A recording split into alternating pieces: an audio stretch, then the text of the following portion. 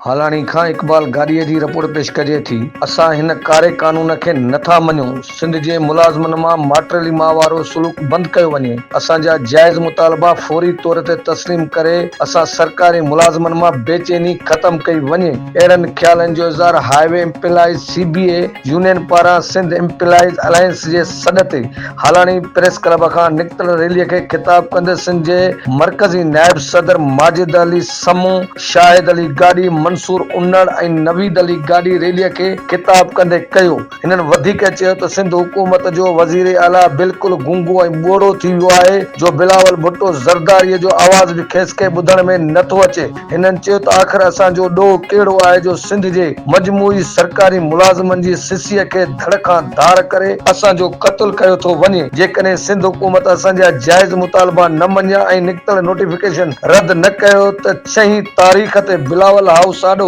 लखे मुलाज़िम गॾु थी करे सख़्त खां सख़्त एहतजाज कंदासीं। तेसीं ताणी न उथंदासीं जेसि ताणी असांजा जाइज़ मुतालबा नथा मञिया वञनि। जॾहिं त रैली मुख़्तलिफ़ चौकनि खां थींदी बाबे अक़िल शाह जी गेट आॾो इख़्तिताम पज़ीर थी। रैलीअ में शरीक मुलाज़िमनि जे हथनि में झंडा, बैनर ऐं पेना फ्लैग हुया। मजदूर मजदूर मजदूर मजदूर CBA यूनियन CBA यूनियन मजदूर मजदूर पेंशन में कटौती गुंडागर्दी